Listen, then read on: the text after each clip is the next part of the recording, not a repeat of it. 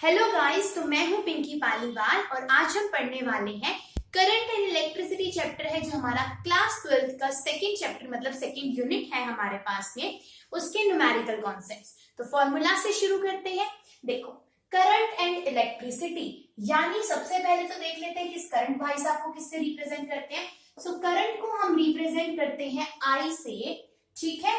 और इस करंट की जो यूनिट होती है वो होती है हमारे पास में एम्पेयर, और एम्पेयर को हम सिंपल से रिप्रेजेंट करते हैं ए से, ठीक है हमारे पास में। अब जो आपके पास में करंट है, आई को हमने करंट से रिप्रेजेंट किया, तो जो आपके पास में करंट होता है ये बराबर होता है, इसका फॉर्मूला होता है चार्ज डिवाइड बाय में टाइम, ठीक है। So I is equal to Q by में टी। क्यू क्या है आपके पास में, यहाँ पर चार्ज है और चार्ज की यूनिट होती है हमारे पास में कॉलम, जिसको हम सी से रिप्रेजेंट करते हैं, ठीक है। टी है हमारे पास में टाइम, जिसको हम किससे रिप्रेजेंट करते हैं, मतलब कि टाइम हो गया आपके पास में, यूनिट क्या होगी इसकी सेकंड, जिसको हम एस से रिप्रेजेंट करते हैं, ठीक है। अब देखो, करंट का पहला फॉर्मूला हो गया क्यू बाय में टी, ठीक है। यानी यहां से मैं करंट की अगर यूनिट निकालूं तो क्या हो जाएगा अपने पास में, देखो यहाँ पर दैट आई, क्यू की यूनिट सी, टाइम के लिए सेकेंड, तो इसका आपके पास में यूनिट क्या आ गई, कूलम्ब सेकेंड इनवर्स या फिर कूलम्ब सेकेंड, ठीक है। तो ये हो गया हमारे पास में बेसिक फॉर्मूला। अब हम आगे चलते हैं, इससे ये चीज क्लियर होगी। पहला फॉर्मूला अपना करंट का। अब करंट से भी हमसे दो टाइप के न्यूमेरिकल्स पूछता है। एक वो पूछेगा हमसे डिफरेंशिएशन की फॉर्म में, मतलब देखो वो कुछ इस तरीके से बोलेगा कि आपके पास में अगर स्मॉल करंट है आपके पास में, तो करंट आपके पास में डी क्यू बाय में डी टी के बराबर भी होता है। यानी कि करंट आपका डिफरेंशियल इक्वेशन की फॉर्म में भी होता है। मतलब अगर आप चार्ज को टाइम के साथ में डिफरेंशिएट करते हो तो वो भी आपका क्या कहलाता है, करंट कहलाता है, ठीक है। जैसे इसका एक न्यूमेरिकल देख लेते हैं, छोटा सा अगर होगा तो, हाँ दिया हुआ देखो। जैसे एक क्वेश्चन है हमारे पास में, क्यू हमें दे रखा है 5t² प्लस में 3t प्लस में 1 के बराबर, ठीक है। ऐसा वो आपको क्वेश्चन देगा that charge is equal to 5t² plus 3t plus में 1। आपको इससे करंट निकालना है। अब हमें तो पता है कि अगर मैं इस चार्ज को टाइम के रिस्पेक्ट में डिफरेंशिएट कर दूं तो ये किसके बराबर हो जाएगा, करंट के। So I is equal to D Q by D T वी। यानी इस पूरी की पूरी इक्वेशन को मुझे क्या करना पड़ेगा, टाइम के साथ में डिफरेंशिएट करना पड़ेगा, ठीक है। तो ये हो गया अपने पास में डी क्यू बाई में डी टी। अब समझो, जब हम डिफरेंशिएशन करेंगे 5t² का, तो क्या हो जाएगा आपके पास में, डिफरेंशिएशन में पावर आ जाती है आपके पास में आगे। जैसे इस तरीके से दे रखा है आपको कि सपोज 5x का स्क्वायर है, तो जब हम डिफरेंशिएशन करेंगे तो ये पावर आ जाएगी आगे, यानी 5 2 10, और ऊपर आपके पास में जो यहाँ पर पावर थी इसमें से आप क्या करोगे, 1 माइनस करके लिखोगे, तो ये हो जाएगा 10x आपके पास में, ठीक है। ये तरीके, ये चीज समझ में आ गई कि डिफरेंशिएशन के अंदर कैसे सॉल्व करते हैं पावर को। जो भी आपके पास में यहाँ पर उसको हम n माइनस का 1 कर देंगे, ठीक है। ये चीज क्लियर हो गई। तो यहाँ आपके पास में क्या आ जाएगा, 10x। अब देखो, मान लिया 3t की डिफरेंशिएशन है आपके पास में, ठीक है। तो अब इसके ऊपर कितनी पावर है, 1 है आपके पास में। तो डिफरेंशिएशन जब हम करेंगे तो ये कांस्टेंट तो आपका बाहर आ जाएगा जो कि 3 था, जैसे यहाँ पे 5 बाहर आ गया था, t आपके पास में आ गया आगे, मतलब t की पावर 1 आ गया आगे। फिर देखो t के अंदर 1 में से अगर 1 माइनस करेंगे तो 0 बच जाएगा, और किसी भी चीज की पावर 0 क्या कहलाती है आपके पास में, 1 हो जाती है। यानी कि इसकी डिफरेंशिएशन क्या बचेगी आपके पास में, 3। तो 3t की डिफरेंशिएशन क्या हो जाएगी, 3। और अगर आपके पास में कांस्टेंट हो, यानी कि कोई भी नंबर हो 1 2 3 4 कुछ भी, तो उसकी डिफरेंशिएशन हो जाती है 0। यानी कि आपके पास में यहाँ पर D Q by D T हो गया करंट। सो करंट की क्या वैल्यू आ जाएगी, dx प्लस में 3, ठीक है। सॉरी dx नहीं, dt, dt, ठीक है। अब उन्होंने क्वेश्चन में ये और दे रखा था कि आपको मान लिया टाइम दे रखा है 5 सेकेंड, तो बताओ करंट की वैल्यू क्या होगी। ये हमारे पास में क्वेश्चन था, तो हम यहाँ पे पुट कर देंगे t की जगह पे 5 प्लस में 3, यानी 15 प्लस में 3 मतलब का 18 एम्पियर आपका क्या आएगा यहाँ से, करंट की वैल्यू, ठीक है। तो इस टाइप के क्वेश्चन को हम इस तरीके से सॉल्व कर सकते हैं। ये क्या थी हमारी क्वेश्चन की statement, that I is equal to QT by में DQ बाय में DT। ठीक है, अपने पास में एक टाइप का क्वेश्चन हो गया। इसके बाद में अपने पास में और फॉर्मूलाज देख लेते हैं। तीसरा ये है, मान लिया कि आपके पास में कोई इलेक्ट्रॉन है और वो सर्कुलर पाथ के अंदर मूव कर रहा है। ठीक है, तो जब भी कोई पार्टिकल सर्कुलर पाथ के अंदर मूव करता है तो वहां हम टाइम नहीं, वहां हम फ्रीक्वेंसी को यूज करेंगे। ठीक है, देखो इसको मैं यहां से रफ कर देती हूँ, अब इसको कैसे सॉल्व करेंगे देखो। ठीक है, तो I का जनरल फॉर्मूला क्या था अपने पास में, I is equal to DQ by में DT। अब हमें ये पता है कि फ्रीक्वेंसी जिसको म्यू से रिप्रेजेंट करते हैं, ये क्या होती है आपके पास में 1/T म्यू के बराबर होता है ना। तो यानी, और इस फ्रीक्वेंसी को मैं म्यू की जगह पे F लिख के शो कर सकती हूँ। अगर आपको कोई कंफ्यूजन हो रही हो तो म्यू फ्रीक्वेंसी होती है, हो सकता है कहीं पे F भी लिखा मिल जाए, पर एग्जैक्ट सिंबल क्या होता है म्यू, इस तरीके से। ठीक है, तो मैं अगर इसको यहाँ पर लिखूं तो ये क्या हो जाएगा, Q इंटू में F हो जाएगा। मैं यहाँ पे फ्रीक्वेंसी को F से रिप्रेजेंट कर रही हूँ। ठीक है, अब देखो हमारे पास में होता है ओमेगा। ओमेगा क्या होता है, ओमेगा होता है हमारे पास में एंगुलर फ्रीक्वेंसी। ठीक है, वो फ्रीक्वेंसी थी आपके पास में, सॉरी एंगुलर फ्रीक्वेंसी नहीं, एंगुलर वेलोसिटी अपने पास में। ठीक है, ये क्या हो जाएगी एंगुलर वेलोसिटी। और जो ये ओमेगा होता है आपके पास में, ये बराबर होता है 2 पाई इंटू में न्यू। ये आपके पास में क्या है, फ्रीक्वेंसी है हमारे पास में। ठीक है, फ्रीक्वेंसी। ठीक है, एक फॉर्मूला ये हो गया अपने पास में, that omega is equal to 2 pi into का न्यू। अब आपके पास में v इक्वल टू होता है ओमेगा r के बराबर। v होती है आपके पास में लीनियर वेलोसिटी। ठीक है, लीनियर वेलोसिटी होती है v, और ओमेगा क्या होती है आपके पास में एंगुलर वेलोसिटी, जो मैंने अभी बताई थी। तो यानी यहाँ पर हमारे पास में 3 रिलेशन निकल कर आए, इससे अब हम फॉर्मूला बनाएंगे। ठीक है, देखो यहाँ पर मैं इस Q की जगह पे क्या लिख सकती हूँ, अगर मैं यहाँ से फ्रीक्वेंसी दे रखी थी जो हमें, यानी ओमेगा किसके बराबर था 2 पाई इंटू में न्यू, F नहीं, हम इसको न्यू ही कर लेते हैं। ठीक है, तो यानी यहाँ से मैं फ्रीक्वेंसी की वैल्यू निकाल लूं तो वो क्या हो जाएगी, ओमेगा अपॉन का 2 पाई पुट कर दे अब यहाँ पर, तो क्या आ जाएगा ओमेगा अपॉन का 2 पाई। ये चीज क्लियर होगी हमारे पास में। अब देखो ओमेगा किसके, सॉरी ओमेगा आ गया आपके पास में। अब यहाँ से अगर मैं वैल्यू निकाल लूं तो ओमेगा v बाय r के बराबर भी तो होता है, तो मैं इस ओमेगा की जगह पे क्या पुट कर सकती हूँ, v डिवाइड बाय में r, तो ये क्या हो जाएगा QV अपॉन का 2 पाई r। एक आपके पास में करंट का फॉर्मूला ये भी आ गया। ठीक है, ये भी फॉर्मूला है करंट का। अब इनके बेस पे वो अलग अलग वैल्यूज देके, हो सकता है आपको एंगुलर वेलोसिटी से पूछ ले, हो सकता है लीनियर वेलोसिटी से पूछ ले। ये हमारे पास में क्या हो गए करंट के अलग अलग फॉर्मूलाज। ठीक है, इससे एक फॉर्मूला और बन सकता है हमारे पास में, क्या, देखो हमें पता है कि Q किसके बराबर होता है n इंटू का E में जितने नंबर ऑफ इलेक्ट्रॉन होंगे, तो मैं यहाँ पे इस Q की जगह पे Ne भी पुट कर सकती हूँ, NeV अपॉन का 2 पाई r। ये भी क्या हो जाएगा एक करंट का फॉर्मूला। तो देखो कितने सारे फॉर्मूला हो गए। तीसरा फॉर्मूला क्या बना अपने पास में, एक फॉर्मूला ये बन गया हमारे पास में, एक फॉर्मूला हमने ये देख लिया, इससे डिराइव होकर ये वाला निकला, एक फॉर्मूला हमने ये देख लिया। यानी करंट के हमने यहीं से ही टोटल 6 फॉर्मूलेज देख लिए जो हमारे न्यूमेरिकल्स में यूज कर सकते हैं। ये ओमेगा को हम, सॉरी फ्रीक्वेंसी को हम कब यूज करेंगे, जब आपके पास में इलेक्ट्रॉन किसी सर्कुलर पाथ में घूम रहा होगा। ठीक है, यहाँ तक की बात, ये हो गए हमारे करंट के फॉर्मूलाज। ठीक, अब आगे चलते हैं। ये चीज क्लियर होगी हमारे पास में करंट से रिलेटेड। अब कुछ और फॉर्मूलाज आते हैं हमारे पास में, जिसमें हम जैसे कि ड्रिफ्ट वेलोसिटी का यूज करेंगे।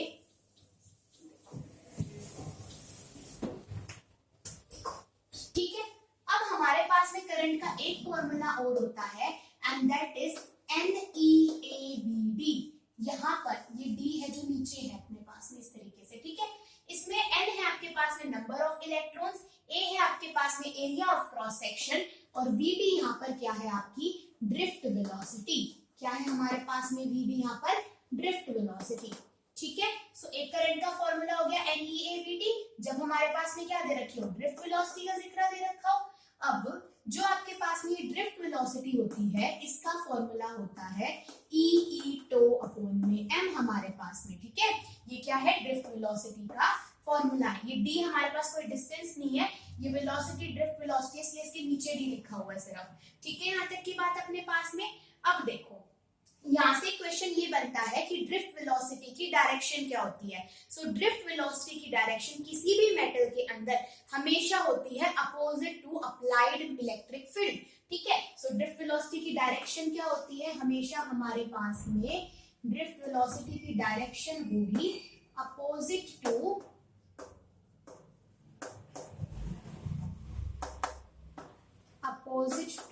Applied electric field. ठीक है, तो एक क्वेश्चन डायरेक्टली यहां से बन गया एमसीक्यू का कि भाई किस डायरेक्शन के अंदर होती है हमारे पास में ड्रिफ्ट वेलोसिटी की direction. So applied to opposite to applied electric field. Metal के ऊपर जिस डायरेक्शन के अंदर इलेक्ट्रिक फील्ड लगेगी उससे अपोजिट होगी ड्रिफ्ट वेलोसिटी की डायरेक्शन।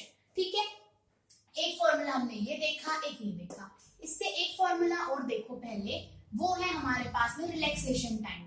ठीक है, सो तीसरे की हम यहाँ पर बात करेंगे, दैट इज रिलैक्सेशन टाइम। अब ये रिलैक्सेशन टाइम क्या होता है, जब आपके पास में दो इलेक्ट्रॉन्स क्या करेंगे, कोलाइड करेंगे, या उन दोनों के कोलिजन के बीच का टाइम क्या कहलाता है, रिलैक्सेशन टाइम। यानी दो सक्सेसिव कोलिजन्स के बीच का टाइम क्या कहलाता है, रिलैक्सेशन टाइम। रिलैक्सेशन टाइम को हम टो से रिप्रेजेंट करते हैं, जो मैंने यहाँ पर लिखा था। ई होती है इलेक्ट्रिक फील्ड और एम होगा आपके पास में मास ऑफ इलेक्ट्रॉन। ठीक है, अपने पास में अब देखो मास ऑफ इलेक्ट्रॉन हो गया, तो ये जो टो होता है इसका फॉर्मूला होता है हमारे पास में किसके बराबर, ये आ जाएगा ऊपर हो जाएगा mean free path. Tau is equal to mean free path divided by में अपने पास में क्या आ जाएगा यहाँ पर मीन फ्री पाथ, और नीचे आ जाएगी रूट मीन स्क्वायर वेलोसिटी। नीचे क्या आ जाएगी, आरएमएस वेलोसिटी ऑफ इलेक्ट्रॉन। ठीक है, सो टो किसके बराबर होता है, रिलैक्सेशन टाइम, यानी दो सक्सेसिव कोलिजन के बीच का time, mean free path upon में आरएमएस वेलोसिटी ऑफ इलेक्ट्रॉन। इस मीन फ्री पाथ को हम लैम्डा से रिप्रेजेंट करते हैं और आरएमएस वेलोसिटी को हम वीआरएमएस इस तरीके से रिप्रेजेंट कर देंगे।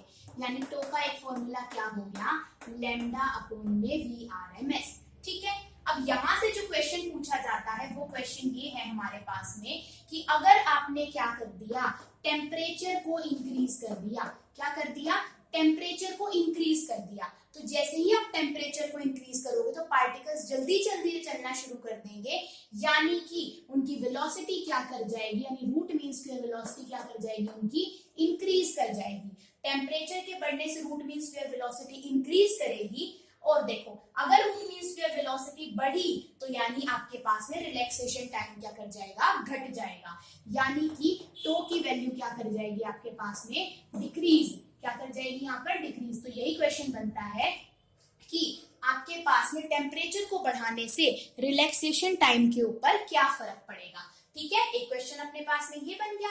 तो आपका रिलैक्सेशन टाइम क्या होता है, दो कोलिजन के बीच का टाइम। आपने टेम्परेचर बढ़ा दिया तो पार्टिकल जल्दी जल्दी चलेंगे, मतलब जल्दी जल्दी कोलाइड करेंगे, तो रिलैक्सेशन टाइम ऑटोमेटिकली क्या कर जाएगा, डिक्रीज। यहाँ से इलेक्ट्रिक फील्ड वाला क्वेश्चन बनता है और यहाँ से बनता है कि टेम्परेचर को बढ़ाने से रिलैक्सेशन टाइम के ऊपर क्या फर्क पड़ेगा। ठीक है, ये वाला क्वेश्चन अपने पास में हो गए। अच्छा, ड्रिफ्ट वेलोसिटी। अब एक मोबिलिटी और होती है अपने पास में। चौथा पॉइंट है अपने पास में म्यू। म्यू से हम रिप्रेजेंट करते हैं किसको, मोबिलिटी को। किसको रिप्रेजेंट करेंगे, मोबिलिटी को। और जो आपके पास में मोबिलिटी होती है ये बराबर होती है हमारे पास में ड्रिफ्ट वेलोसिटी अपॉन में इलेक्ट्रिक फील्ड के बराबर। किसके बराबर होती है, ड्रिफ्ट वेलोसिटी अपॉन में इलेक्ट्रिक फील्ड। आप देखो ड्रिफ्ट वेलोसिटी का क्या फॉर्मूला था, ई टो अपॉन में एम। नीचे में इलेक्ट्रिक फील्ड की पुट कर दूं तो ई से ई कट गया, यानी कि मोबिलिटी का एक फॉर्मूला क्या होता है आपके पास में, ई टो अपॉन का एम। ठीक है, यहाँ तक की बात हमारे पास में। अब ये बोलता है कि जो मोबिलिटी होती है आपके पास में, इससे क्या क्वेश्चन बनेगा कि मोबिलिटी ऑफ इलेक्ट्रॉन इंडिपेंडेंट होती है किसके, इलेक्ट्रिक फील्ड की डायरेक्शन के। क्योंकि देखो क्या यहाँ पर इलेक्ट्रिक फील्ड आई, फॉर्मूले में ही नहीं आई। इसका मतलब कौन से वाले फॉर्मूले में, इस वाले फॉर्मूले में। ठीक है, तो यहाँ पर ये बोलता है आपके पास में कि जो मोबिलिटी होती है फ्री इलेक्ट्रॉन की, वो इंडिपेंडेंट होती है इलेक्ट्रिक फील्ड के। ठीक है, mobility of free electron is independent of electric field. ठीक है, तो क्या नहीं करती, वो डिपेंड नहीं करती किसके ऊपर, इलेक्ट्रिक फील्ड के ऊपर। यहाँ से क्वेश्चन क्लियर हो गया। वो चार ऑप्शन दे देगा और पूछेगा कि कौन सी प्रॉपर्टी नहीं डिपेंड करती इलेक्ट्रिक फील्ड के ऊपर, सो मोबिलिटी। ठीक है अपने पास में ये चीजें क्लियर होगी। अब चलते हैं हम इससे आगे, ये वाले क्लियर हो गए अपने पास में। अब हम देखेंगे इन फॉर्मूला से कुछ और फॉर्मूलेज निकलेंगे अपने पास में। अब वो फॉर्मूलेज कौन से हैं, ये चीज होगी अपने पास में। अब हम यहाँ पर क्या देखेंगे, एक आएगा आपके पास में करंट डेंसिटी, ठीक है, ये चीज क्लियर होगी।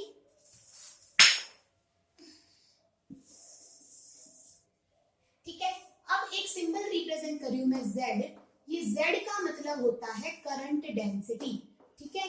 सो Z होता है अपने पास में करंट डेंसिटी, और इस Z का फॉर्मूला आपके पास में क्या होता है, I अपॉन का A, यानी करंट अपॉन में एरिया ऑफ क्रॉस सेक्शन, ठीक है।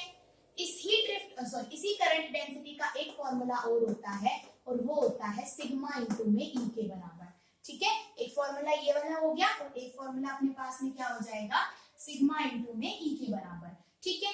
अब ये सिग्मा क्या होता है हमारे पास में, देखो रो होता है रेजिस्टिविटी और सिग्मा होता है अपने पास में कंडक्टिविटी, यानी कि एक तरीके से कंडक्टिविटी इनवर्सली प्रोपोर्शनल होती है रेजिस्टिविटी के। सो ये सिग्मा क्या है आपके पास में, कंडक्टिविटी, सिग्मा क्या है अपने पास में, कंडक्टिविटी, और ये क्या है आपके पास में, resistivity. So conductivity and resistivity क्या है, एक दूसरे के अपोजिट है, ये चीज क्लियर होगी अपने पास में। अब हम इसको देखेंगे कि और आगे हम यहाँ पर क्या कर सकते हैं, ठीक है।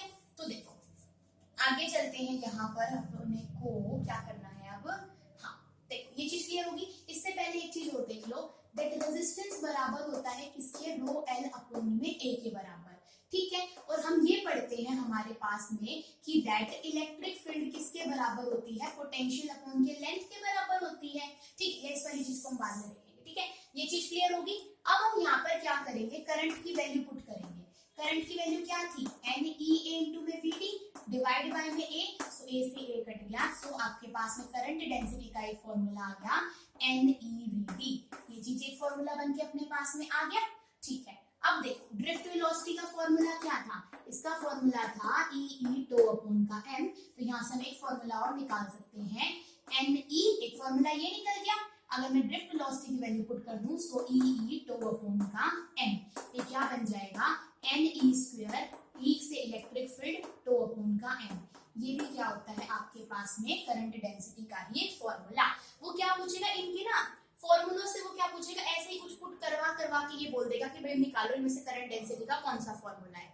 जैसे बोलते हैं ना कि फॉर्मूले से डिराइव वाले भी तो कई अपने पास एमसीक्यू आते हैं, तो वो वहां पर ये वाली चीज अपने काम आएगी, ठीक है।